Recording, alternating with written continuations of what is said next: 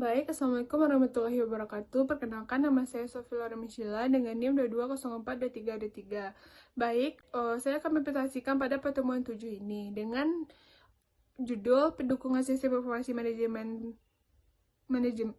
manajemen atau disingkat SIM terhadap informasi publik. Yang pertama itu ancaman atau threats dalam penggunaan SIM. Serangan cyber atau penyusup hacker dalam malware dapat mengakses, manipulasi, atau menghancurkan sistem informasi pemerintah. Yang kedua itu kesalahan manusia. Kelalaian atau kesalahan dalam mengoperasikan SIM dapat menyebabkan kebocoran data atau kegagalan sistem. Yang ketiga itu bencana alam. Bencana alam seperti banjir, gempa bumi, atau kebakaran dapat merusak infrastruktur SIM dan dapat mengganggu kontinuitas layanan.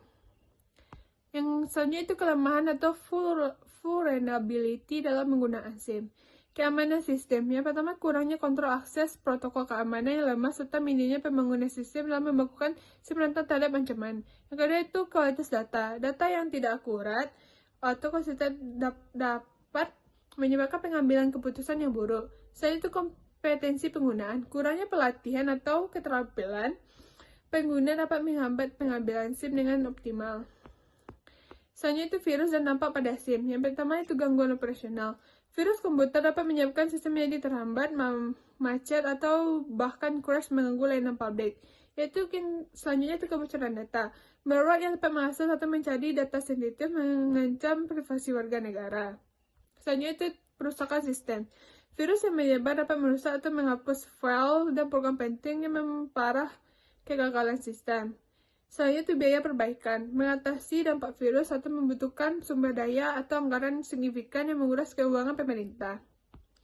Selanjutnya itu praktik hacking dan dampaknya pada SIM. Yang pertama itu infiltrasi sistem. Penyusup menemukan celah keamanan untuk masuk ke dalam sistem SIM pemerintah. Yang kedua itu pencurian data. Hacker dapat mengakses dan mencuri informasi sensitif seperti data warga, negara atau rahasia negara.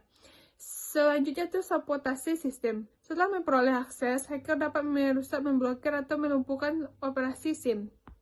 Selanjutnya itu pencurian di dunia maya yang nampaknya pada SIM.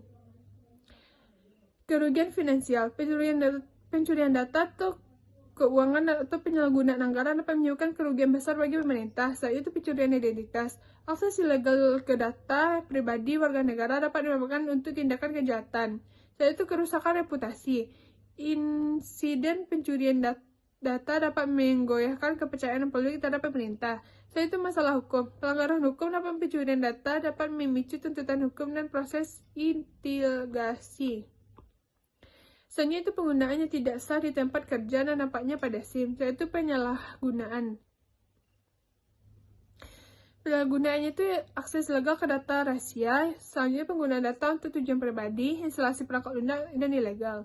Dampaknya dapat membocorkan informasi yang membahayakan kepentingan publik. Selanjutnya menurunkan produktivitas dan mengalihkan sumber daya dan tugas resmi.